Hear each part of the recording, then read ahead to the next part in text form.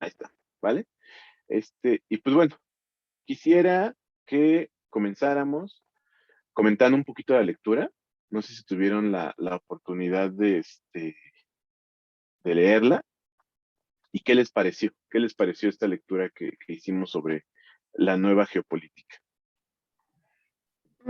Creo, Jesús, que sigue teniendo cosas o aspectos muy ligados a la lectura pasada y a la sesión antepasada. O sea, siguen hablando sobre dominio, sobre cómo los países siempre con más poder económico van a sobresalir en el mundo, ¿no? Van a tener mayor control sobre las personas, pero esta vez, pues me pareció interesante ver cómo ahora ya forman agrupaciones, cómo ya existen esos bloques, cómo el tipo de control que existía antes, o sea, los bloques, por ejemplo, Estados Unidos, la Unión Soviética, al terminar la Segunda Guerra Mundial, que es como lo que hemos estado repasando, pero ahora, en la actualidad, ¿cómo ha venido mermando todo eso? ¿Qué, ¿En qué actualidad nos situamos? Por ejemplo, que ahora ya está lo que es Estados Unidos, Japón, y que ellos son, digamos, como que a los que ahora han formado una nueva rivalidad y buscan controlar, pero ahora desde la mente. Y eso es precisamente lo que decíamos, ¿no? También cómo todo esto se ve marcado en las instituciones políticas, en la política exterior, cómo, cómo la cuenca del Pacífico, que me parece que hablaba en la lectura, es una zona muy disputada, pero ahora comercialmente hablando, porque la tecnología ha tenido mucho que ver, ¿no? Ahora es como, digamos, la forma en la que ejercen control, y a mí me recordaba mucho lo de las redes sociales, porque yo también pienso que por ahí se cuela mucha información y es como un medio en el que influye mucho sobre las personas. Y pues digo, Facebook no nada más es en Estados Unidos, México, Facebook es en todo el mundo, y yo también, y Twitter, entonces, para mí son también como redes tecnológicas, redes sociales, pero que también esparcen demasiada información. Bueno, eso solamente por situar un ejemplo, ¿no? Pero pues a mí me pareció interesante esa parte. Perfecto, muchas gracias, Pame. Em, Ricardo. bueno, a mí se me hizo muy, muy interesante la lectura porque al principio habla sobre que ha habido o ha existido siempre pues un dominio, ¿no? De algún estado sobre otro o una rivalidad entre estados. Marca que desde la antigüedad, por ejemplo, Roma contra Cartago y así, a lo largo de todos los periodos de la historia o en todos los ámbitos históricos, siempre ha habido una rivalidad entre potencias o entre, pues, actores, ¿no? Marca que en el siglo XX pues fue muy clara con la rivalidad estadounidense contra los soviéticos. Marca también este inicio de como quitarle la batuta a otros estados y que otros estados siempre han tenido, bueno, como un auge y después como una caída para dar paso hacia otros actores estatales. Se me hizo muy interesante también que habla mucho sobre Francis Fukuyama. Se enfoca en su obra El fin de la historia, en el cual pues marca que hay un fin porque digamos, el liberalismo democrático gana esta batalla contra los soviéticos, esta batalla ideológica política, y que para él es el fin de la historia porque hay un nuevo orden mundial bajo el liderazgo de Occidente, con las democracias occidentales, con las economías liberales, pero que esta interpretación de Fukuyama no está, pues, digamos, del todo, bueno, hay unos peros, porque es un sistema pretencioso y dogmático en el cual deja fuera a otros actores que ahora están teniendo más relevancia, como China, por ejemplo, y ahora la disputa ya es entre China y Estados Unidos, ¿no? Siempre hay unos actores disputándose este poder y haciendo pues estas relaciones, ¿no? Marca también la globalización, que es una nueva dinámica del poder también, y la aparición de otras culturas. Nos mencionaba que Huntington habla sobre 8 civilizaciones actuales: la china, la hindú, la occidental, la latinoamericana, la africana, la ortodoxa, la japonesa y la islámica, pero que pues esta disputa es entre solamente ese pensamiento occidental, a lo mejor contra las demás, ¿no? Porque China contra Occidente, representado por Estados Unidos. Latinoamérica, pues rezagada porque hay un crecimiento dispar entre Occidente y las otras culturas, por ejemplo. Y bueno, también se me hizo muy interesante que marca como unas pautas entre las rivalidades, por ejemplo, que China es el principal rival del mundo occidental, pero también el Islam ahora es con su, a lo mejor no con su poderío económico, como lo tiene China, porque ahora es una guerra no ideológica política, sino una guerra económica y tecnológica. Pero el Islam tiene mucha población y eso hace que sea una amenaza importante para Occidente, con su crecimiento demográfico, con su rechazo a todo lo occidental, pero que es débil por no tener un Estado que represente al mundo islámico como Estados Unidos representa a Occidente. Y bueno, el choque político ideológico está siendo sustituido por un choque de cultura, religión, económico, tecnológico, y pues nada, eso se me hace muy, muy interesante. Gracias, Ricardo. Es interesantísimo lo que comentan, sobre todo porque en efecto, ¿no? O sea, si se fijan, hemos sido de manera constante yendo un poco, parece ya hacia lo mismo, ¿no? Yo por eso les decía, empezamos tal vez con un asunto muy complejo, pero si se dan cuenta, pues las teorías cada vez nos van llevando y hay muchas teorías que se parecen entre sí o que tienen puntos en común, puntos de encuentro.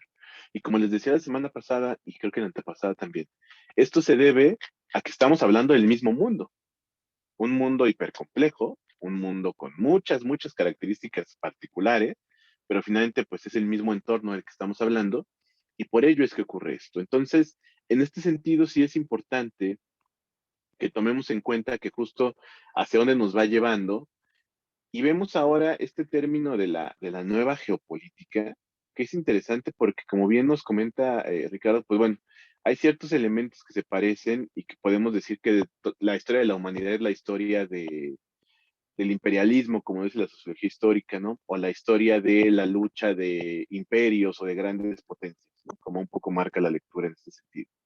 Y la realidad es que pues nosotros lo podemos interpretar de esa manera si así queremos, ¿no? O sea, justo esa es la importancia y esa es la libertad que tenemos con nuestro enfoque teórico, que vamos a elegir aquella que nos ayude a explicar mejor nuestro tema. Ahora, este asunto es interesantísimo, esto último que comentaba, a mí me pareció bien interesante cuando leí también de Huntington, porque justo Huntington, esta reseña que hace y cuando habla del Islam, dice exactamente lo que acaba de mencionar este Ricardo, acerca de que pues no hay un Estado que sea como el líder o que pueda proclamarse como el Estado islámico por excelencia, ¿no? Y entonces ahí entra un asunto bien importante, la disputa del poder que han tenido varios califatos en Medio Oriente, que ha provocado guerras y que ha generado conflictos como en parte los que vemos hasta ahora en Afganistán, con este grupo talibán.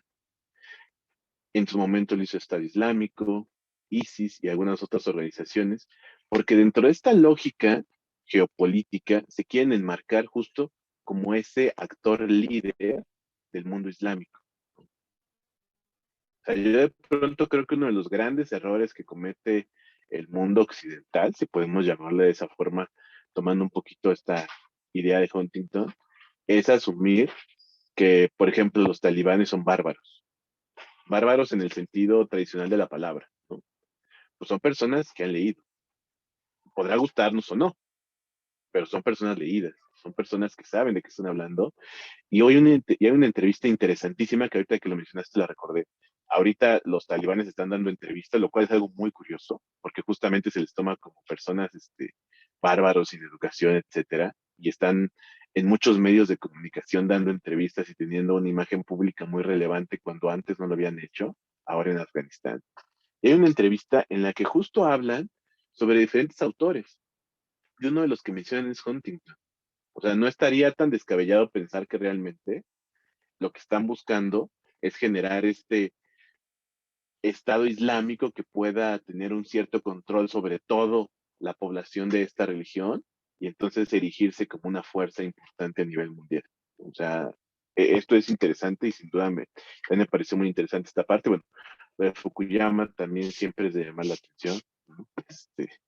Sobre todo porque mucha gente lo asumió como cierto cuando salió este libro, o sea, le querían dar casi hasta el Nobel y una serie de cosas al señor, pero bueno, no es de mi agrado particularmente, pero pues ahí está su obra en la que justo hablaba de que pues, ya se acabó, ¿no? Ya se viene el dominio de este lado y eso va a ser ya para siempre, ya ni le mueva. O sea, solo hay una potencia, son los gringos y listo. Y entonces, bueno, ¿no? Sin duda, estamos frente a un mundo mucho más complejo que ello. Pero bueno, Iri, no sé si quieras comentar algo sobre la lectura.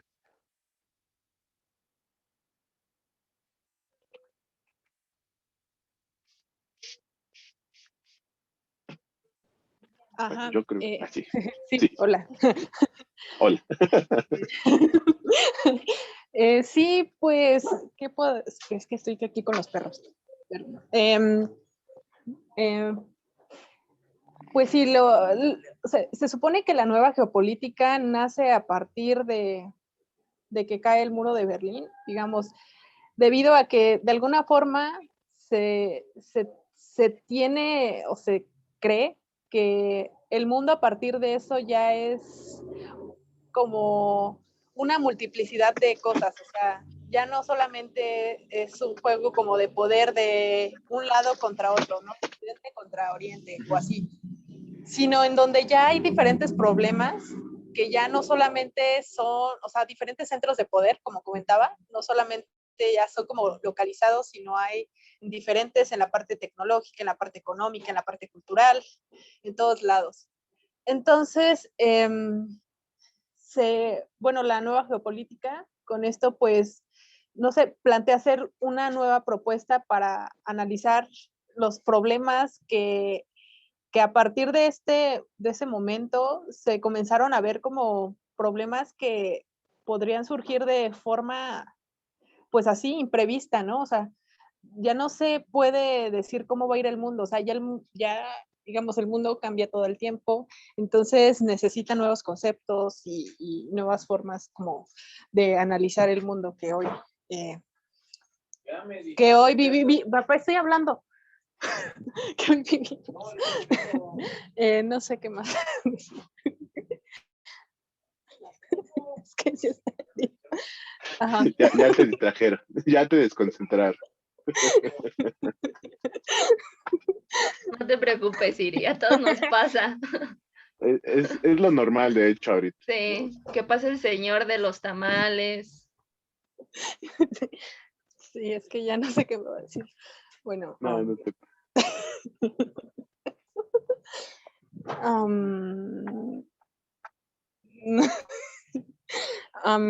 no sé. Bueno, si quieren sigan y después ya, ya digo otro comentario. Surge el momento. Me parece perfecto. Y sí, Okay. adelante, Ricardo. Bueno, yo quería mencionar otra cosa. Me llamó mucho la atención en la lectura una frase que dice que Marx decía que las ideas dominantes de una sociedad son las ideas dominantes del sector social que ocupa el poder. Y ahora las ideas de los intelectuales de los países más poderosos del planeta prevalecen y se imponen al resto. O sea, pues sí, sigue siendo una predominancia del mundo occidental. Inclusive el autor en la lectura menciona que incluso para él la ONU y el Consejo de Seguridad se imponen, bueno, como triunfantes, ¿no? Al mundo, pero que tienen un carácter punitivo para... esto se ejemplifica resguardando la seguridad y la paz, pero para los países del norte, para los países occidentales, porque para ellos, los del sur, los menos civilizados son, bueno, lo recordé porque tú lo dijiste con esas palabras, son los nuevos bárbaros. En la lectura lo menciona tal cual, los nuevos bárbaros. El sur empobrecido y violento. América Latina, África, el mundo islámico, Asia. Y esto hace que esas particularidades que los caracterizan como violentos, empobrecidos, digamos, no funcionales hacia lo que se espera de la revolución liberal mundial, están siendo rezagados y van a ser dejados fuera de la historia. Entonces el autor se pregunta, ¿hay una globalización real? Pues se demuestra que no, porque sigue siendo una preponderancia del mundo occidental y este conflicto que tiene ahora con un actor que es China, pero siempre hay como ese choque entre dos potencias en constante, ¿no? Sí, exacto. Muchas gracias, Ricardo. Esa parte también es bien interesante porque, híjole, está como, si se fijan, está muy ligada a las lecturas anteriores, como bien nos comentaba Ricardo, o sea, o a lo que habíamos visto por lo menos un par de sesiones antes. Y cómo esta parte, e incluso más allá, si vemos y lo intentamos enmarcar dentro del Smart Power, si recuerdan, pues el Smart Power es profundamente ideológico.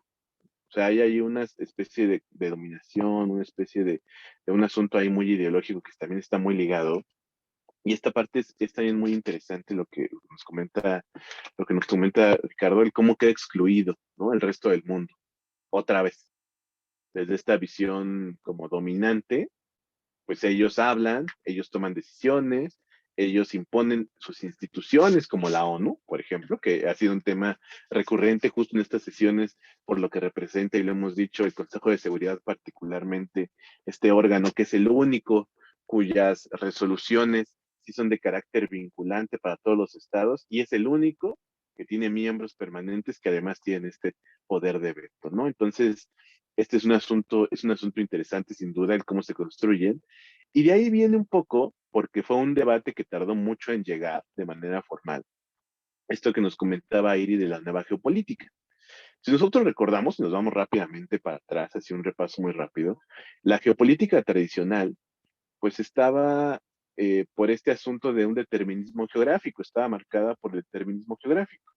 Es decir, México, por ejemplo, por ser un estado con dos penínsulas, que sale a dos océanos distintos, que tiene un golfo, que tiene una serie de circunstancias, un golfo tan grande como el Golfo de México y demás, esas características geográficas determinan lo que va a ser como país.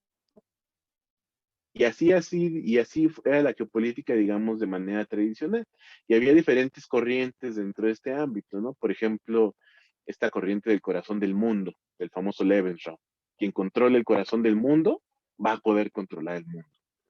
Y bajo esa idea es que Hitler invade Polonia, porque Polonia se encontraba, junto con la propia Alemania, en esto que era el corazón del mundo para ellos, por supuesto.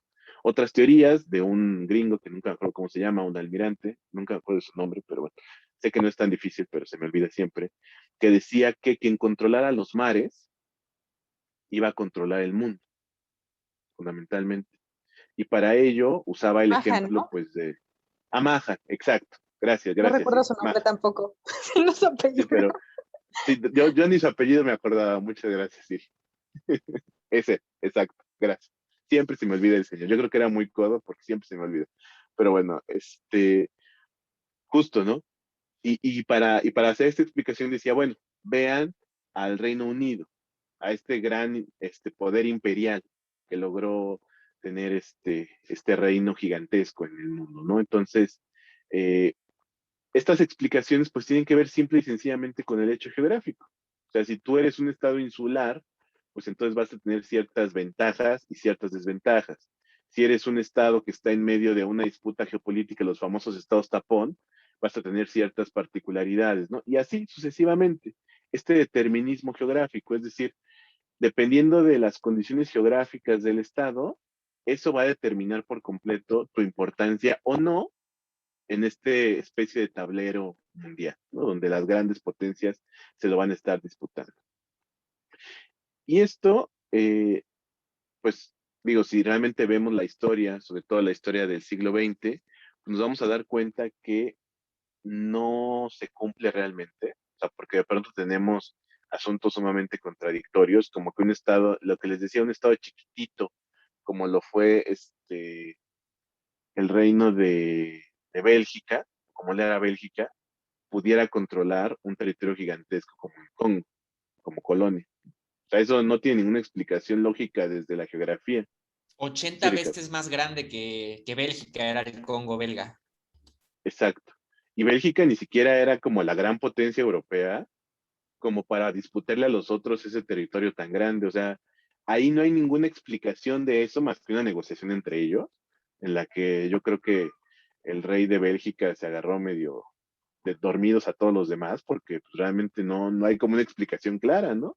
Porque todavía Francia, pues bueno, son colindantes, solamente el mar Mediterráneo está de por medio, los países africanos a los que colonizó, incluso España con el caso de Marruecos, por ejemplo, ¿no? Y bueno, el Sahara Occidental, en la propia Italia con Libia, pero ahí está el tema de Bélgica, ¿no? O sea, ¿qué hizo Bélgica para ese territorio desde el punto de vista geográfico, digamos, desde este punto de vista geopolítico?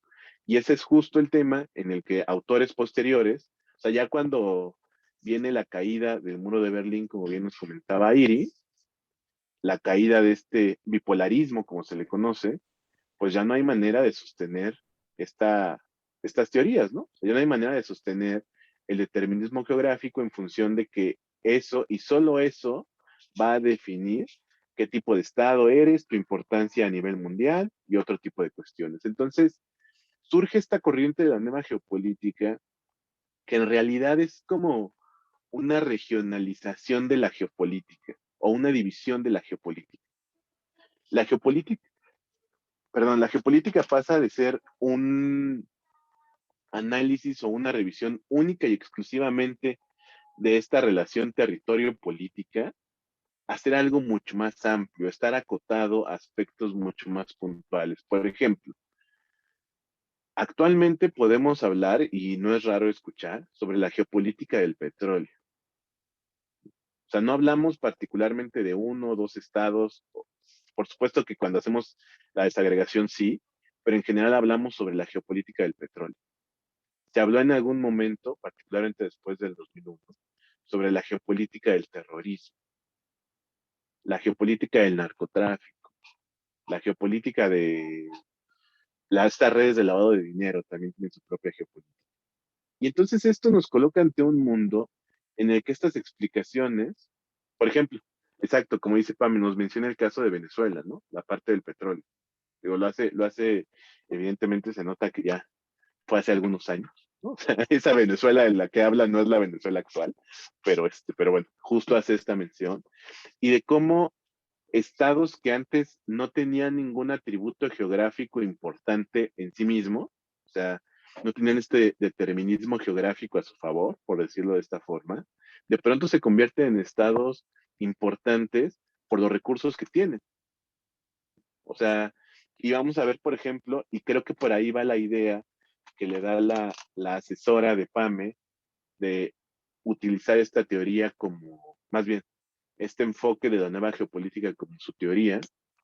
O sea, ¿cómo explicamos que de pronto, tantos años después de las incursiones o de las primeras incursiones en el Polo Norte y demás, una zona donde literalmente no hay nada, más que algunos animalillos y vegetación y demás, se convierta de pronto en una zona importante políticamente hablando? ¿Cómo se explica? Y la única explicación real es ligar esa relevancia de la región a los recursos naturales, ¿no? O sea, ¿por qué de pronto existe un interés tan súbito en ciertas regiones del mundo que antes ni figuraban, ni importaban en apariencia? Bueno, muchas veces tiene que ver con los recursos y tiene que ver con estas geopolíticas mucho más específicas. Por ejemplo, podemos ver también la geopolítica de las mineras. Es un asunto tremendo que también está en todos lados. Y ahora, si lo vemos también, y se ha visto, lo hemos platicado en este espacio de igual forma, pues incluso podemos hablar de una geopolítica de las vacunas, una geopolítica de la salud, que no obedece propiamente un criterio geográfico al 100%. Obedece o está en el marco de una disputa de poder general de estas dos grandes potencias, como ustedes ya lo dijeron, que se va repitiendo de manera consistente estas disputas. Y esto es lo que termina estando en el fondo, lo que subyace en todos estos análisis que se hacen en torno, por ejemplo, a esta geopolítica de las vacunas. Que si una vacuna es mejor, que si la otra, que si con esta no me dejan ir de Europa, ¿no? O sea, que si con esta no puedo entrar no sé dónde, pero con esta sí, pero esta, este, con esta ya no contagias y con esta sí, que también son instrumentos de propaganda. Todo eso es un aspecto geopolítico. Y yo creo que por ahí va un poquito la idea de que ocupe esta disciplina o este enfoque como tu teoría, Pame. Sin embargo, aquí lo que tenemos que hacer, y esto es la dinámica que iba a hacer, pero bueno, ya no se pudo. Quiero que me ayuden a recordar, así a grosso modo, con sus términos, con sus palabras, lo que ustedes recuerden, qué es una teoría y para qué nos sirve, para enmarcarlo, ¿no? O sea, porque estamos hablando de que la geopolítica y la nueva geopolítica son enfoques, ¿no? O sea, la geopolítica es una manera de ver al mundo en el que lo más importante es el aspecto geográfico, determinado por distintas maneras o con distintas corrientes. La nueva geopolítica nos dice que es la liga de estos aspectos geográficos con otro tipo de cuestiones que pueden ser políticas, económicas o de otra naturaleza. Recursos naturales, este, incluso es interesante porque, bueno, desde la geopolítica tradicional, pues los bloques estaban muy bien establecidos y estábamos hablando de Oriente y Occidente, ¿no? O sea, de la URSS, de los comunistas y los capitalistas.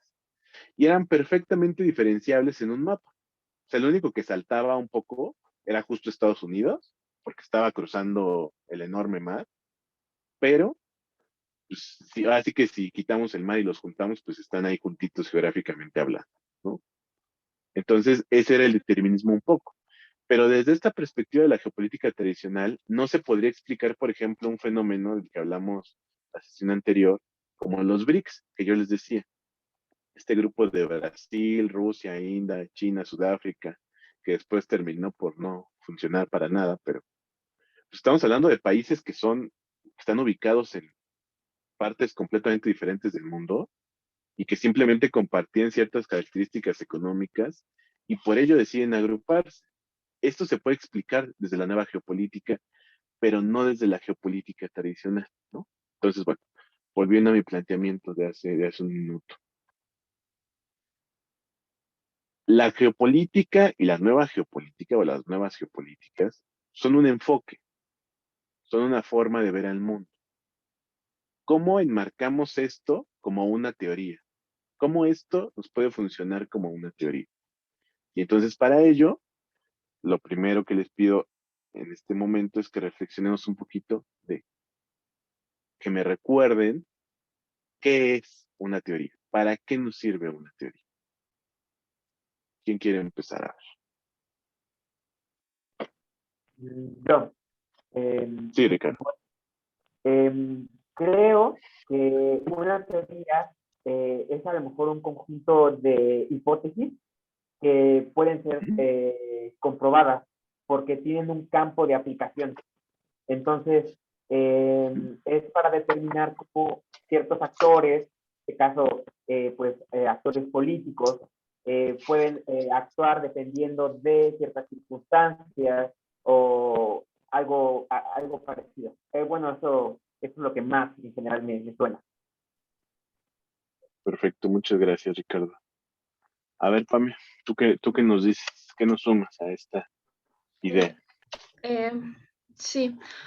Mm, bueno, de igual manera pienso que una teoría puede ser como un lente que nos permite explicar ciertos sucesos que han ocurrido desde hace mucho tiempo y que incluso fueron ideados por eso, porque dieron respuesta, o quizás no respuesta, pero como que ilustraron lo que en aquel momento estaba pasando, algún fenómeno político, social, de lo que cualquier índole, y que puede servir como ejemplo para explicar cosas actualmente, cosas que han pasado hace tiempo, nos pueden servir para volver a explicar fenómenos que ocurren hoy en día. Ok, perfecto, gracias. Iri,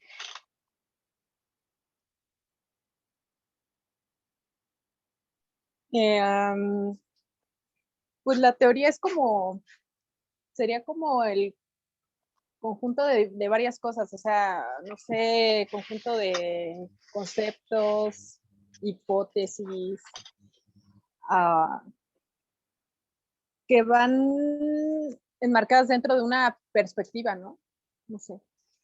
Ah, ¿Mm? mm, mm, bueno, creo que es eso, no sé, es lo que podría decir. Perfecto, gracias, Siri. Muy bien. Ok, me parece muy bien. Creo que nos quedó una definición bastante robusta, ¿no? En función de que son conceptos o hipótesis comprobadas, ¿no? Como bien nos decía Ricardo, esa palabra sí es clave, que nos permiten explicar el mundo, ¿vale? O un fenómeno en particular. Cuando hablo del mundo sé que es algo demasiado general, pero pues evidentemente me refiero a un fenómeno.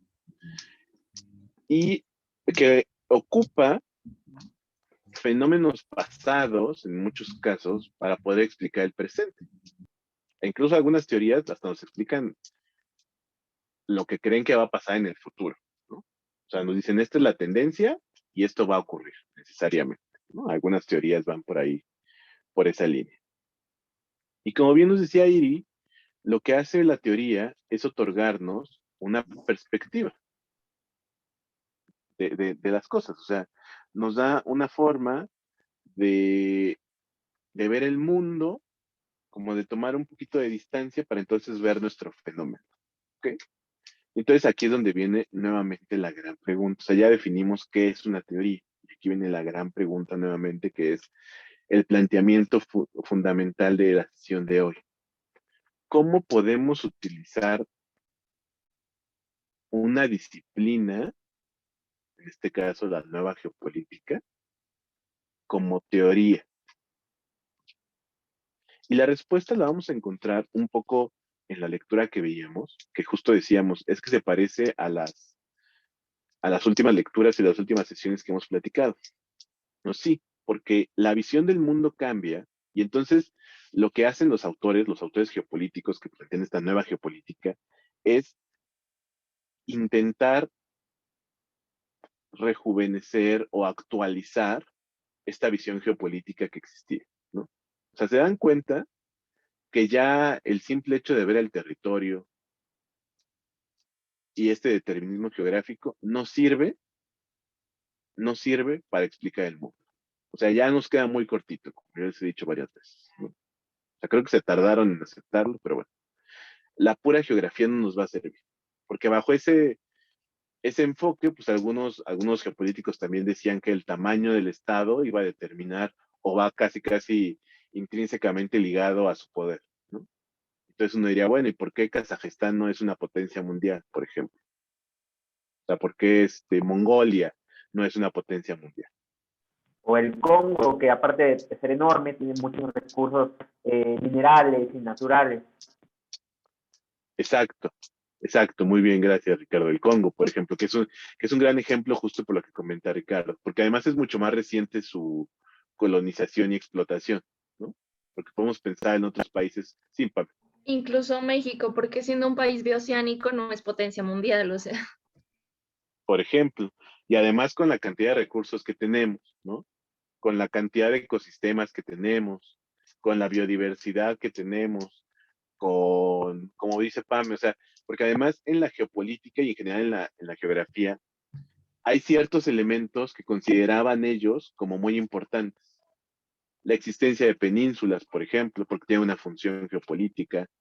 La existencia, como bien nos comenta Pame, o sea, si tiene salida a dos océanos, pues bueno, o sea, tendrías que ser potencia mundial, ¿no? De acuerdo a las teorías geopolíticas clásicas. Los recursos, como les decía, la... ¿Qué fue lo? Por ejemplo, la presencia o la existencia de los golfos, ¿no? También es un factor muy importante de poder en los términos geopolíticos tradicionales. Y pues todo eso lo tiene México. Entonces aquí la gran pregunta es justo, entonces, ¿por qué no es una potencia mundial? Y además, como que caían siempre en esta lógica de justificarse, ¿no? De bueno, y entonces, ¿por qué Rusia no es la mayor potencia si es un estado gigantesco? Y la respuesta era, bueno, porque parte de Rusia no es habitable. Y pues medio se la compras, ¿no? O sea, medio tiene lógica, pero ya llega un punto en que no nos alcanza a explicar, y entonces estos autores replantean estos temas geopolíticos y nos dicen, sí, sin duda los aspectos geográficos son importantes, pero no en sí mismos. La geografía no importa nada más porque tienes penínsulas, tienes este, una llanura, tienes cordilleras, tienes esta serie de circunstancias, porque tienes golfos, porque das a dos océanos. Eso, digamos, no es lo determinante. Lo determinante está en cómo la historia de tus recursos naturales o de la explotación de tus recursos naturales va a determinar tu presente. Porque si el Congo, como bien nos decía ahorita el ejemplo Ricardo, no hubiera tenido la cantidad de recursos naturales que tiene, no hubiera sido tan importante para Bélgica como lo fue. Es más, a lo mejor hasta lo hubieran ignorado. Y en sentido estricto, si nos vamos ya a un asunto mucho más amplio, si África no tuviera la cantidad de recursos que tiene, ni caso le hubieran hecho. Nadie hubiera querido dominar África. No hubieran tenido el interés de hacerlo. Porque esta dominación está ligada a los recursos naturales que tienen, que si bien es un factor geográfico, hay ciertos aspectos como la explotación de los recursos, la capacidad para hacerlo, que no cualquier estado puede. O sea, la razón por la que hay muchas, y sigue habiendo un cierto colonialismo, hablando de lo que decíamos la semana pasada, en África, es porque no hay, porque nunca se generaron las condiciones para ello, pero no hay empresas africanas que puedan, por ejemplo, extraer los minerales que hay en su territorio. Entonces ahí entran las empresas extranjeras. Y sigue siendo un juego de poder, pero es este poder cambiante. ¿Cómo se explica el papel geográfico, el papel de otros factores? Y eso es lo que hace la nueva geopolítica. Nos da este giro de tuerca y nos dice, ok, sí, sin duda, el factor geográfico es importante, pero no es lo más importante. Es solamente un factor más. Y yo les decía, si no se hubieran descubierto los recursos naturales que hay, por ejemplo, en el Polo Norte, pues Pame no tendría tema de tesis, básicamente. O bueno, tendría que escoger otro tema de tesis. Porque seguramente tendría algún otro, pero no sería ese, pues. El punto es, ¿en qué momento una región, en qué momento un territorio se vuelve importante geopolíticamente hablando? En el momento en que representa, dice Pame que es muy triste, sí, sí es triste, en el momento en el que representa un interés para otro estado. Generalmente los estados que tienen este poder. Los que nos diría Huntington que están en la disputa y que cuentan con los recursos de todo tipo para hacerlo. Por eso podemos hablar, por ejemplo, de una geopolítica del narcotráfico, que como en algún momento Iri nos decía, está ligado incluso a China, a Irán, y tiene tintes ancestrales además, porque es algo que de alguna u otra forma ha existido desde hace muchos años. Y buena parte de los aspectos de dominación que se han dado han sido por esos factores también, por ejemplo. Actualmente, o ya más actualmente, vemos el caso de Colombia, el mismo caso de México, o sea, cómo finalmente este tipo de temas terminaron siendo determinantes porque están ligados a un aspecto geográfico en el que no en todos los lados del mundo van a crecer drogas, por ejemplo. Y el hecho de que tu territorio sí te coloca en una situación especial dentro de esta geopolítica. No en todos los países ni en todos los lugares del mundo va a haber petróleo, por ejemplo. Y el hecho de que tú tengas petróleo en tu territorio te coloca en una situación o de poder o de vulnerabilidad, dependiendo de qué lado estás, dependiendo de los recursos económicos, sociales, materiales que tengas. Y esto es justo el giro de tuerca que hace la nueva geopolítica. Este es este planteamiento. ¿Okay? Entonces, volviendo un poquito y regresando hacia lo que les decía el planteamiento inicial, de cómo utilizar una disciplina como teoría. Bueno, Pues creo que todo parte de una pregunta importante que ya se los dije hace ratito, que es, ¿por qué de pronto una región pues, prácticamente desértica, como es el propio Polo Norte, donde pues además hace evidentemente un frío impresionante, de pronto se vuelve un tema importante para otros actores internacionales? Y la respuesta la encontramos cuando hablamos de recursos, la geopolítica del petróleo, justo. Y creo que en esa pregunta se encuentra la base importante para decir, ok, algunos autores, algunos de esta escuela de la nueva geopolítica, pues evidentemente dirán que es por los recursos naturales. Entonces ahí tenemos, por ejemplo, nuestras hipótesis comprobadas, ¿vale?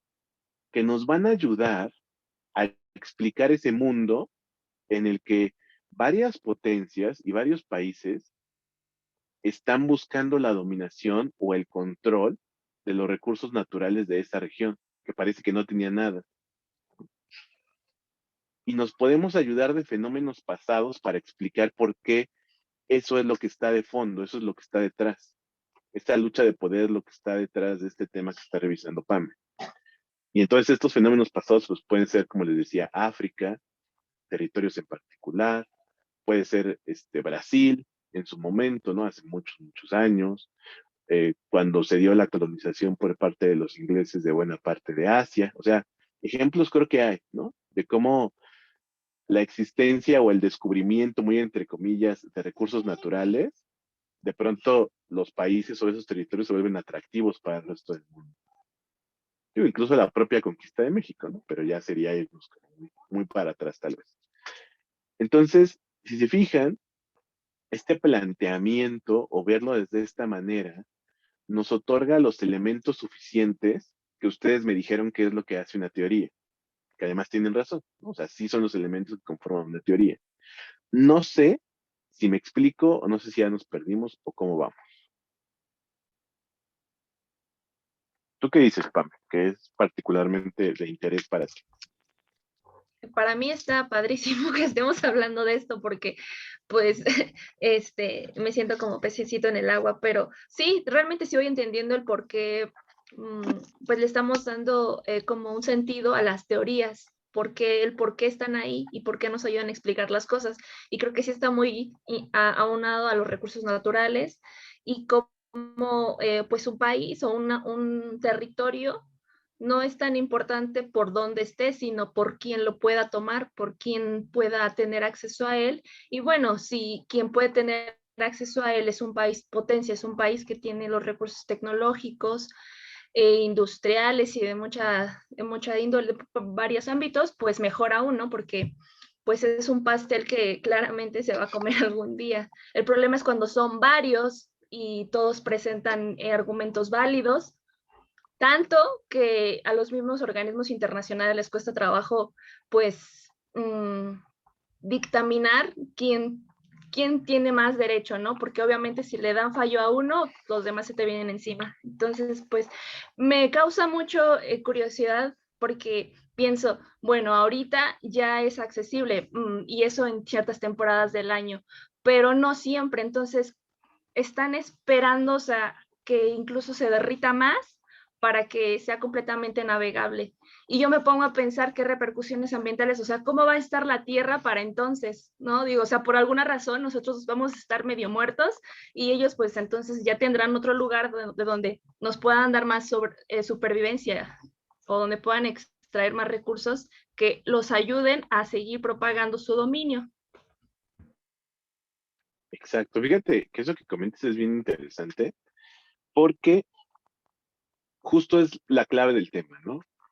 O sea, si fuéramos como muy democráticos, como varios de los países que están en la disputa se dicen a sí mismos como muy democráticos, ¿no? O sea, que como que la democracia es su regla, que ya vemos que no es tan cierto por esto justo.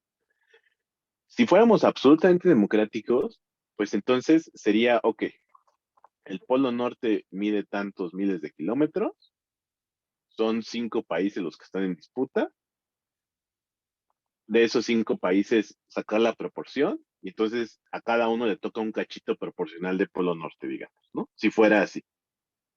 Pero el punto es que en realidad, o sea, no es que quieran colonizar, no es que quieran establecer ahí nada, sino que simplemente quieren explotar esos recursos naturales.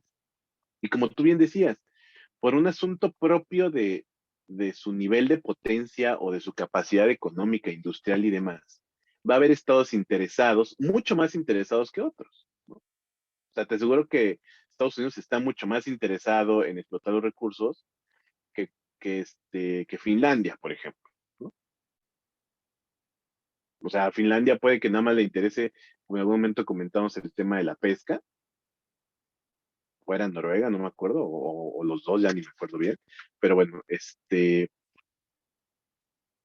pero el interés de otros estados que son más poderosos dentro de esta arena mundial, como lo es Estados Unidos, la propia Rusia, pues es diferente. Y ellos no quieren nada más un pedacito, ellos quieren tener todo ese territorio para explotar. Entonces, justo ahí, en este tipo de temas, es donde entran estos planteamientos teóricos dentro de la nueva geopolítica y es donde podemos utilizar esta disciplina o este enfoque como nuestra teoría, porque nos ayuda a explicar este mundo, ¿ok? Ya no desde este determinismo geográfico, que si fuera así, no hay manera de explicarlo, como de pronto el Polo Norte se convirtió en un territorio de disputa de poder. Siri. No, decía que en agua, o sea, que se derrita, o sea, ahí no hay determinismo porque están metiendo tecnología, bueno, no tanta tecnología así súper desarrollada, pero Rusia sí está metiendo ahí, ¿no? Maquinaria. Entonces, si fuera determinista, pues ahí se quedaría, ¿no? El hielo. Pero en realidad, pues no, aunque de alguna forma ayuda el cambio climático y no sé si eso tenga que ver con determinismo y el cambio climático determine también otras cosas y el clima y demás. Pero el objetivo de, también por ese lado, pues no solamente son los recursos, ¿no? También es el paso para ya no ir del lado del estrecho de Malaca, donde hay piratas y roban a todos y así. Mejor irse por arribita, pero pues ahí van a haber otros problemas. No, pero bueno, ahí no sé cómo se metería esto de la nueva geopolítica crítica, porque no sé, o sea, la geopolítica crítica quiere ver como todos los problemas, ¿no? O sea, de todo, tecnológico, ideológico, o sea, ya, todos los problemas. Entonces, bueno, sí, sí se puede, sí creo que sería mejor tomar esa teoría que una como las clásicas. Sí, Bueno. exacto. No, porque justo, como bien acabas de decir, la geopolítica crítica contempla como todos la multiplicidad de factores que inciden en este tipo de decisiones. Y justo lo que ya hemos comentado y lo que nos ha dicho Pame, pues es que hay demasiados factores que inciden para que quieran tener un cierto control sobre ese territorio, ¿no? Y como bien nos comenta Iri, justo la geopolítica, y eso sí, o sea, yo le estaba dando un poquito por sentado, pero qué bueno que lo mencionaste, no solamente se refiere al territorio de los recursos, sino desde las rutas, cómo llego a ese territorio.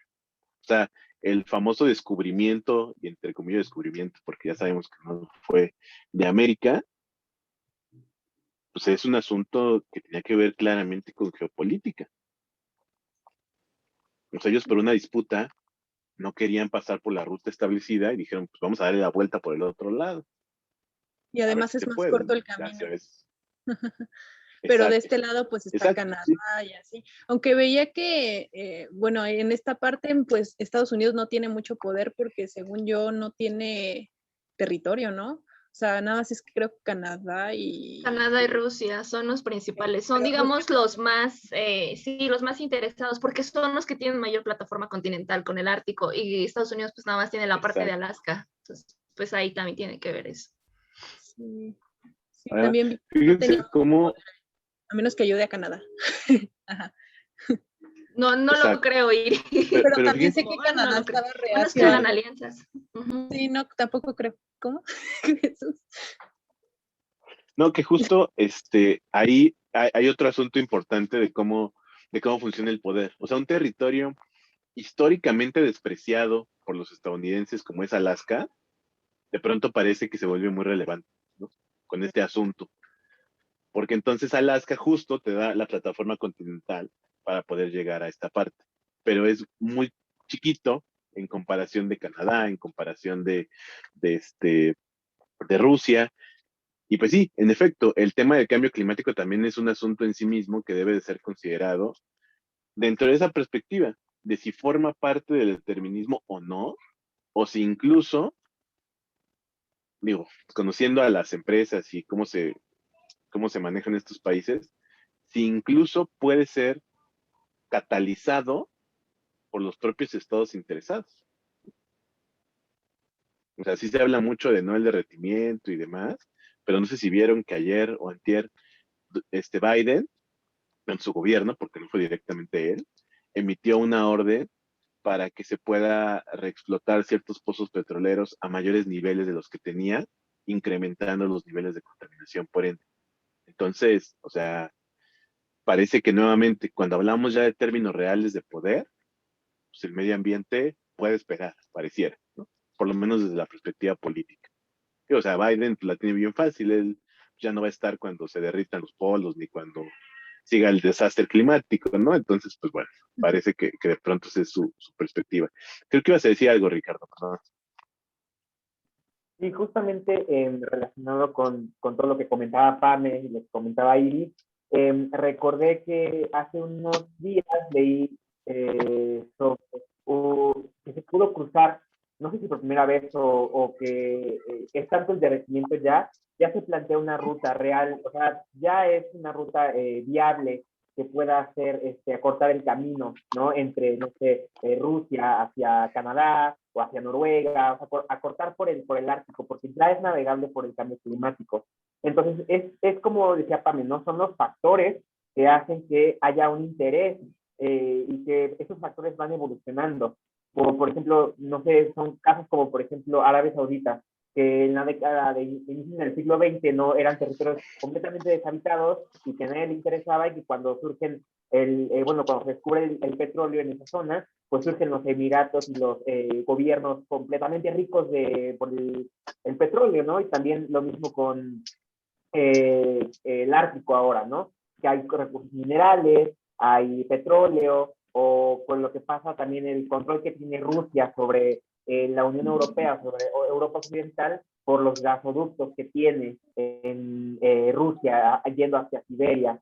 Entonces, creo que sí es muy importante analizar cómo todos estos factores son cambiantes y pues que determinan también este juego de poder entre los estados. Muy bien, gracias, Ricardo. Sí, justo mencionaste un tema que es interesantísimo y que además es muy real, porque además lo hemos visto en los últimos años, Arabia Saudita, y también además de Arabia Saudita, por ejemplo, está Qatar y los Emiratos Árabes Unidos, ¿no? O sea, territorios que en realidad nadie quería, porque pues como bien dice Ricardo, es desierto, o sea, no hay nada ahí. Y la prueba es que buena parte de la infraestructura que tienen, todo es construido a base de billetazos, ahí sí literalmente, todo. Y cómo estos estados de pronto se vuelven muy importantes en el panorama mundial porque tienen recursos naturales en una gran amplitud. Y la realidad es que supieron jugar sus cartas para convertirse en estados importantes ellos mismos, no solamente como en subordinados de otros.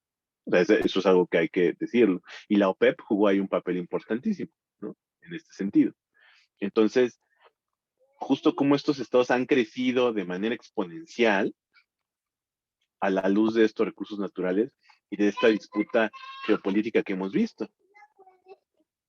Porque si bien es cierto que los países más contaminantes del mundo son China y Estados Unidos, tampoco podemos hablar que estos países profundamente petroleros contaminan poquito. O sea, a lo mejor no llegan a los mismos niveles, porque no tienen tanta industria como Estados Unidos o como China, pero tampoco son como estados verdes. Y no les interesa ser estados verdes, porque el día que se les acaba el petróleo, básicamente se les acabó su fuente de ingresos. O sea, entonces esta parte es sin duda interesante y creo que sí es algo en lo que es dilucidar esta parte de cómo podemos utilizar este enfoque como nuestra teoría, como nuestro marco que nos va a dar toda esta referencia para entonces sí entrarle ya de manera específica a nuestro tema. No sé cómo lo vayas viendo, Pam. Pues fíjate que, y bueno, yo quiero compartir que yo sé que pues este tema de la disputa de territorios, pues como el Ártico, hay muchos, pero especialmente este me llamó la atención porque geográficamente me puse a pensar, no sé si me gusta meterme miedo yo solita o cómo funciono, pero pienso que en una lectura decía que los polos, la frialdad de los polos tiene una razón de ser en el planeta y es que regulan la temperatura. Entonces, yo me pongo a pensar, después de que con el calentamiento global se derritan, ¿qué va a empezar a pasar pues, con las partes medias de la Tierra, ¿no? O sea, que realmente sí van a haber muchísimas repercusiones y que no dudo que organismos que se dedican, pues son proambientalistas, pues también vayan a sacar la bandera de protesta. O sea, a mí sí me llama la atención ver qué es lo que va a ir pasando, aunque sé que en el fondo, como decía mi asesor, si tienen que meter a los osos polares adentro de refrigeradores, pues es lo último que a ellos les importa, porque ya lo hemos visto, ¿no? Que de hecho la lectura que revisamos se me hizo demasiado, como de un tinte muy realista, pero bueno, pues eso es lo que yo... Muchas gracias, Pam. Sí, o sea, justo esto y se enmarca en lo que comentaba Iri, ¿no? La geopolítica crítica lo que hace es tener este perfil como integral, como ver todos los aspectos de una problemática o todos los aspectos que puedan surgir. Y justo tú lo estás haciendo, porque no solamente va por los temas económicos, los temas comerciales, los temas del tránsito, sino este aspecto ambiental, que evidentemente es muy importante actualmente, pareciera que queda de lado. Y entonces la inclusión de todos estos factores a ti te otorga, o te podría otorgar si al final te decides por esto, este marco de referencia para entonces decir, ok, voy a utilizar estas tres dimensiones, ¿no? El tema de recursos naturales, por ejemplo, el tema ambiental y algún otro que tú quieras. Por ejemplo, energéticos de manera particular, ¿no? Por decir algo nada más. Y de esta manera, tú vas a tener esos tres como los ejes de tu tesis, ¿no? Simplemente por mencionarlos ahorita. Pero si decís que sean cuatro, cinco, que sean dos, eso ya será tu decisión. Y entonces, justo nos va a servir esto como el marco de referencia que nos permite sentar las bases para que nuestro capítulo 2 y 3 lo que hagamos sea el desarrollo de estas dos dimensiones, tres o cuatro dimensiones que las que tú elijas dentro de este marco de la geopolítica crítica, de este vínculo entre decisiones político-económicas y el valor geográfico de un territorio en este caso, de un territorio que se encuentra literalmente en una disputa. ¿Okay? Entonces, creo que de esa manera es como te puede apoyar este enfoque de la geopolítica crítica como una teoría tal cual, ¿no? Que te brinde estos elementos. No sé si, sí, Iri. Perdón. También no sé si sea bueno considerar la participación de los pueblos indígenas que son parte del Consejo del Ártico de forma permanente, o sea, y porque yo sí había visto hace tiempo de que habían hecho manifestaciones porque les están quitando territorios y no sé qué. Entonces, pues no sé, y también manifestaciones por el cambio climático y por la contaminación, no sé qué está pasando, pero pues no sé si sea importante o sea bueno tenerlo en cuenta, que también hay personas ahí viviendo, o sea, tribus muy antiguas. Yo pienso que sí, y bueno, de hecho sí se va a bueno, lo pensaba mencionar en la tesis que es algo bien importante porque son muchos los factores que están en juego, o sea, hay gente, realmente están en todas las comunidades indígenas, como tú dices, que están defendiendo y hay derechos humanos dentro del Ártico, o sea, no es nada más los recursos naturales, sino también hay especies endémicas, o sea, hay demasiados como que siento que tiene muchas aristas y tiene muchas formas de, o sea, tanto la parte que es muy competitiva y la parte que despierta mucha ambición, pero también está la parte humana. Entonces, ahí veo a las organizaciones y a los estados peleándose entre sí y viendo, pues, quién, al final de cuentas, quién va a poder tener más, bueno, no digamos importancia, pero a quién le van a dar más valor. Sí, bueno, aunque no son muchas personas las que habitan ahí, también pueden utilizarse también como para a generar manifestaciones para que no sigan avanzando con sus trabajos del otro lado, ¿no? O sea, puede haber de todo. Sí, exacto. O sea, pueden ser utilizados como un pretexto para, parar ciertas cuestiones que se quieren hacer ahí. O sea, sí, también esa es la realidad. Y en ese punto también juegan un papel importante, como bien decía Pame, ¿no? Que sí, qué bueno que los estés contemplando, porque sí considero que también es importante. Pero justo entonces esta multiplicidad de temas que se conjuntan es lo que te va a otorgar a ti los elementos necesarios para poder entrarle ya al análisis del tema como tal. O sea, en esencia, lo que hemos platicado a grosso modo, obviamente desarrollado de forma mucho más puntual. Nuevamente, si decides utilizar esto como tu enfoque. Pero lo que yo quería particularmente en la sesión de hoy era que viéramos cómo esto que en realidad es una disciplina, porque yo les comentaba, el realismo político, que fue la primerita que vimos y como la madre de todas las teorías de RI, empieza diciendo Morgenthau, esto es una teoría. O sea, eso es clarísimo. Pero no necesariamente necesitamos que el libro o la corriente o el autor nos diga, esto es una teoría para nosotros tomarlo como tal. Y eso fue un poco de lo que quise transmitirles con el caso de Susan Strange. O sea, ella no tenía la intención de hacerse teórica como si la tenía Morgenthau, como que seguramente la tenían Keohane y Knight. Ella la intención era simplemente resignificar ciertos aspectos del análisis que ella hace o hacía. Y en este caso justamente no necesitamos tener un libro en específico que nos diga, esta es la teoría que se llama geopolítica crítica. Es más bien un enfoque que nosotros vamos a utilizar en sus elementos o en sus características, como una de ellas, como bien nos decía Iri, es la multiplicidad de temas y cómo estos influyen en una disputa territorial en particular o en un asunto ligado a cuestiones geográficas. Y entonces este tema nos va a servir como marco de referencia. Nos va a dar los elementos necesarios para entonces nosotros poder desarrollar el tema, o en este caso Pam en particular.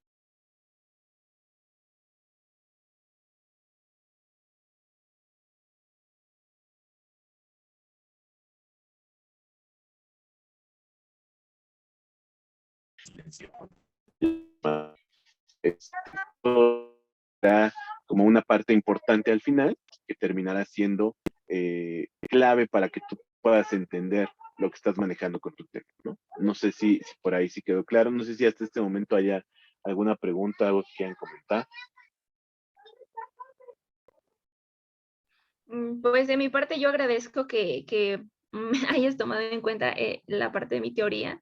La verdad es que ahorita sigo terminando de leer un libro que habla sobre también la seguridad del Ártico, pero ya una vez que me empiece a situar teóricamente sobre cuáles son las que voy a ocupar, porque sí pienso complementar la geopolítica crítica, esa ya de plano sí me la habían dicho, que la utilizara, que era la base, pero recuerdo que en una sesión nos dijiste que también podíamos ocupar otra teoría para que no nada más nos casáramos de alguna manera con una, sino que también nos sirviera como un complemento. Entonces, estoy en esa parte viendo de qué otra forma también puedo como darle más cuerpo, porque no quiero que al final de cuentas mi tesis, la teoría haga mi tesis, sino que yo pueda como tomar mano de otras. Entonces, pues yo sí te lo agradezco mucho, Jesús. Con mucho gusto, Pame. Como habíamos dicho, bueno, entonces, nada más me interesa saber si no hay alguna otra pregunta en este sentido, si quedó claro cómo podemos utilizar este enfoque de la geopolítica crítica y la nueva geopolítica como nuestro marco teórico, ¿no? Nada más ver si esta parte quedó. O sea, que no necesitamos un autor, y un poco también lo vimos con la sociología histórica. O sea, de sociología histórica hay varios autores, ¿no? No hay como uno en particular como el Morgenthau del realismo, que sea como la Biblia, y entonces tengas que recurrir a él si vas a hablar del realismo. No lo hay. Entonces, en este sentido, sí, es interesante porque son teorías también en algún sentido un poco más libres, que eso nos puede jugar a favor en términos de que tenemos la posibilidad de elegir aquella que nos parezca más adecuada a nuestro tema, pero también existe esta enorme desventaja de que el hecho de que sean tan libres puede hacer que nos perdamos. Entonces, bueno, nada más hay que tener cuidado con estos enfoques. Entonces, nada más quiero, si quedó claro, si no hay ninguna pregunta en este sentido.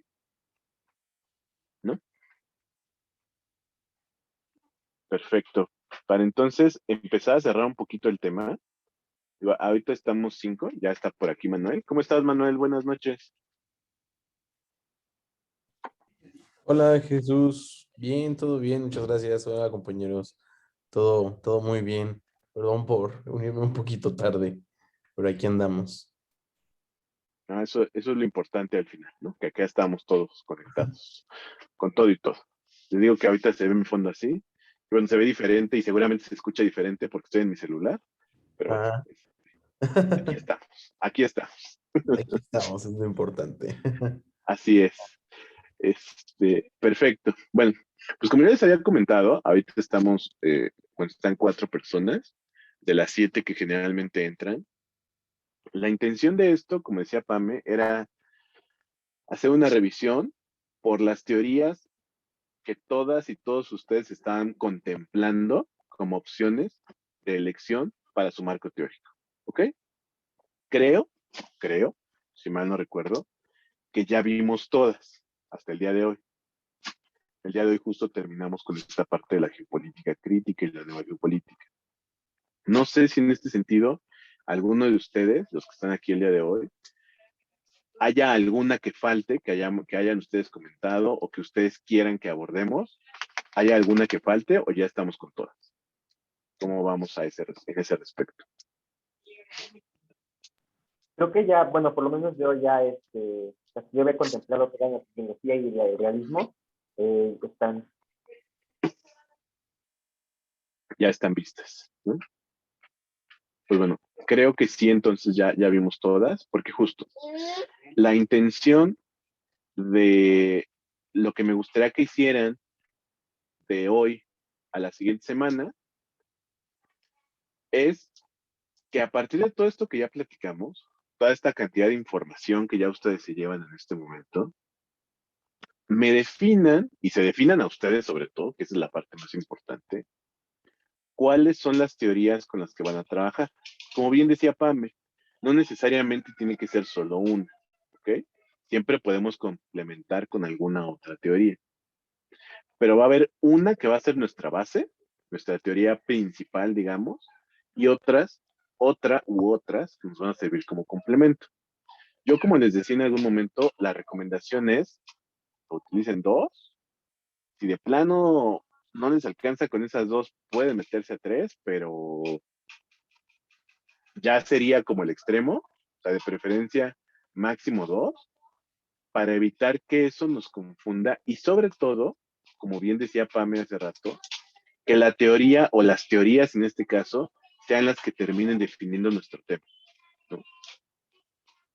O sea, yo escogí esta teoría para que me ayude en esto, y esta para que me ayude en esto, y esta para que me ayude en esto.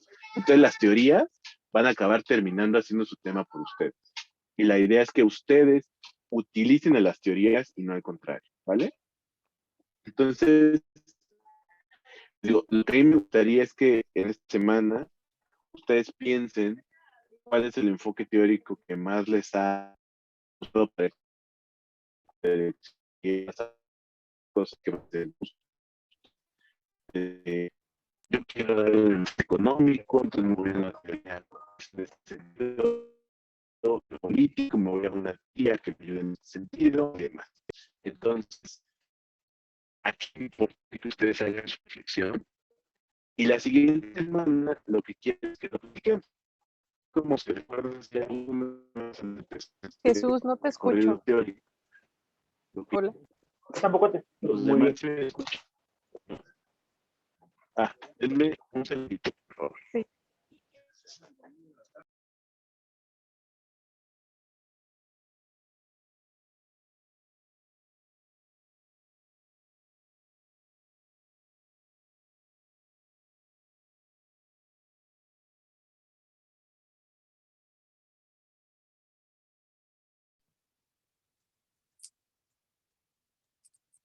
Denme- ¿Ya ahí me ven? ¿Ya me escuchan? Sí, ya. Ya, Jesús. Ok. No sé por qué, pero me sacó otra vez. Pero bueno, voy a poner estos audífonos a ver si ya funciona así. Pero bueno, mientras así creo que sí me escuchan, ¿no? Con el celular. Sí. Perfecto. Entonces, bueno, como les decía, la intención de esto es que ustedes ya empiecen a definir con qué teorías van a estar trabajando y a partir de ahí ustedes comiencen también ya a hacer su marco teórico, ¿vale? Yo les decía máximo 2 para que las teorías, como bien nos decía Pamela hace rato, no sean las que terminen controlando nuestro tema. Nosotros tenemos que controlar la tesis y nosotros tenemos que usar la teoría a nuestro favor y no la teoría ser la que termine haciendo la investigación por nosotros, ¿vale? Entonces este es un reto importante que van a tener que hacer y yo lo que les invito es que en esta semana reflexionen sobre lo que hemos visto, lo que hemos revisado, los libros de teoría ahí están. Ahí tenía un libro de geopolítica crítica, pero ya no pude subirlo porque justo vino todo este tema de que se me fue la luz. Y bueno, hasta ahorita ya tengo luz, pero no tengo internet. Entonces, pues ahorita no pude, por eso no prendí la computadora, porque de cualquier manera luego usar el celular como modem resulta contraproducente. Entonces, bueno, al final lo voy a subir. Yo creo que mañana, o si no más tarda el lunes, estaré subiendo un libro sobre geopolítica crítica para que lo tengan ahí como referencia también.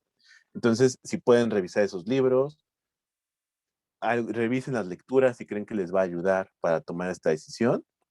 Y la idea, le digo, es que hagan esta reflexión sin que sea una reflexión final. O sea, lo que digan la semana siguiente no es que vayamos a firmar un contrato de tú ya firmaste con la teoría del realismo y ya no te puedes mover de ahí para nunca jamás. Entonces, no. La realidad es que lo que sí me gustaría es que ustedes lo pensaran, lo consideraran y lo discutiéramos como equipo la siguiente sesión, ¿no? ¿Qué les parece? ¿Están de acuerdo? Sí, Jesús, a mí me gusta la idea. Sí, claro. Me uno. Perfecto, perfecto, muy bien. Y bueno, ya nada más para terminar, hace rato Pame mencionó a una figura central de toda tesis de licenciatura, que es el asesor, ¿no? No se olviden de sus asesores. Yo sé que a lo mejor no los quieren ver porque les da miedo que les digan, ay, oye, me abandonaste un año, hace 3 años que no te apareces, no sabía si seguías vivo. O sea, para evitar todo esto y nada más en función de, yo ya les conté mi experiencia con la licenciatura, que también tenía mucho miedo, pero al final me recibió muy bien. Y les voy a contar rápido mi experiencia en especialidad, porque Iria aparte me preguntó la semana pasada. Yo, la verdad es que había dejado el ensayo un poco morir.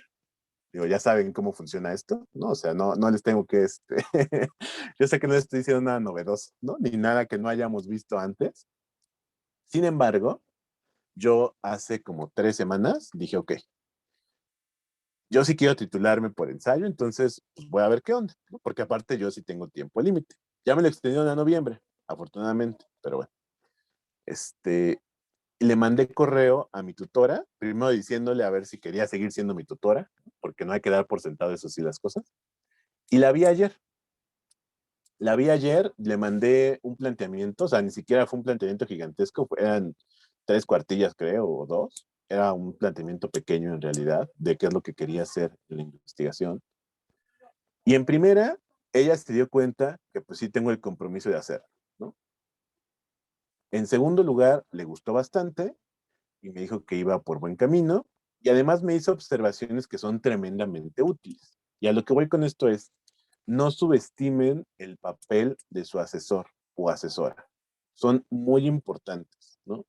Y yo en la primera sesión, si recuerdan, les decía que la idea de este taller es apoyarlos, es etiquetarlos, pero que en ningún momento lo que se haga aquí sustituya a la asesor, ¿no? Porque ustedes necesitan a su asesora, además de por temas administrativos, porque sin duda les va a ayudar a tener claridad sobre el tema, porque hay una razón por la que ustedes están eligiendo a esa persona para que nos acompañe en este camino. Y entonces, si ustedes decidieron que va a ser esa persona, pues confíen en su propio criterio. Digan, bueno, si yo elegí que sea la maestra o el maestro, el amigo o el doctor o la doctora o que sea, pues las razones que ustedes tuvieron para elegir a esa persona, pues son las que deben de impulsarlos a volverlos a contactar. ¿Da miedo? Sí, sí da miedo, pero es necesario, ¿vale?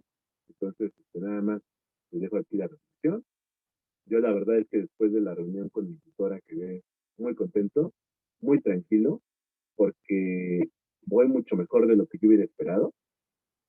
Eso siempre va a ser una ganancia, siempre va a ser un punto que a nuestro favor.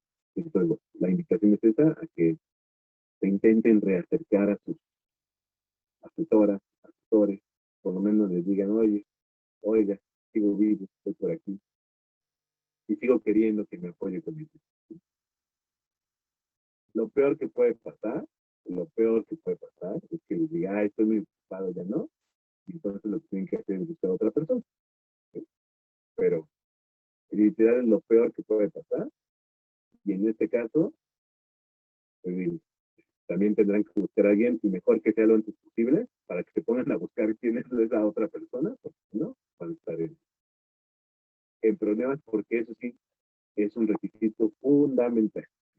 Sin asesor no pueden registrar nada.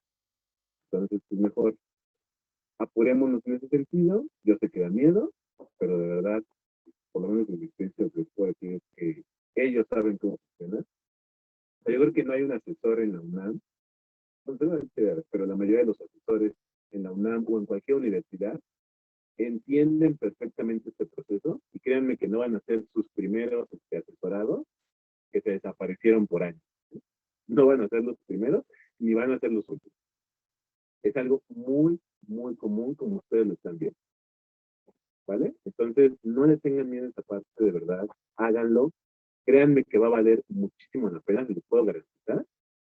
Y cuando lo hagan, quieren, platíquenos su experiencia, ¿no?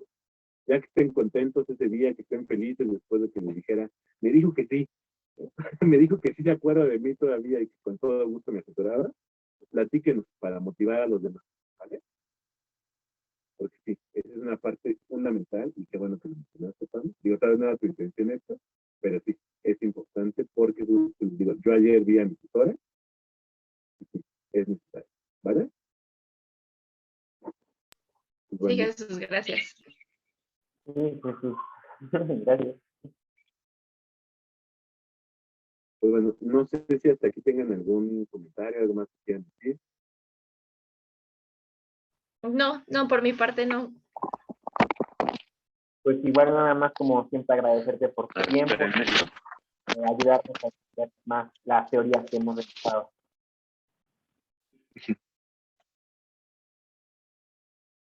Perdón, no te escuché muy bien, Ricardo. ¿Lo puedes repetir, perdón, por favor?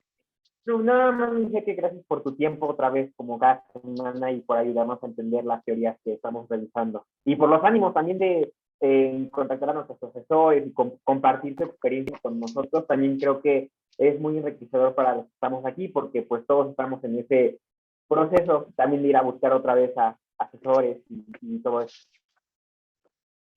Sí, entonces digo, por ese lado no se preocupen, de verdad. Digo, sé que suena feo y no es consuelo de pronto, pero créanme que no son las primeras personas que han pasado por ahí, que están en esta situación. Y en general, por eso, los asesores, los asesoras son mucho más comprensivos de lo que nosotros asumimos, ¿no? Acuérdense que siempre los críticos más duros somos nosotros mismos. Entonces, pues bueno, ¿no? También dejémoslo que ellos les digan, sí, no pasa nada, y van a ver cómo se van a sacar de onda, van a decir, no, pues es que yo pensé que se me iba a mandar muy lejos, pero no. Les puedo asegurar que eso no va a pasar, ¿no? Entonces, si véanlo, para mí, como siempre, es un gusto poder verlos, poder platicar con ustedes en estas sesiones tan enriquecedoras, y estoy seguro que la siguiente también lo va a hacer, porque ya ustedes harán su reflexión sobre qué teoría es por la que se van enfocando, platicarán el por qué y seguramente habrá oportunidad de retroalimentarnos entre nosotros, ¿no? Para enriquecer cómo ha sido hasta este momento este espacio, ¿vale? Pues bueno, denme un segundito.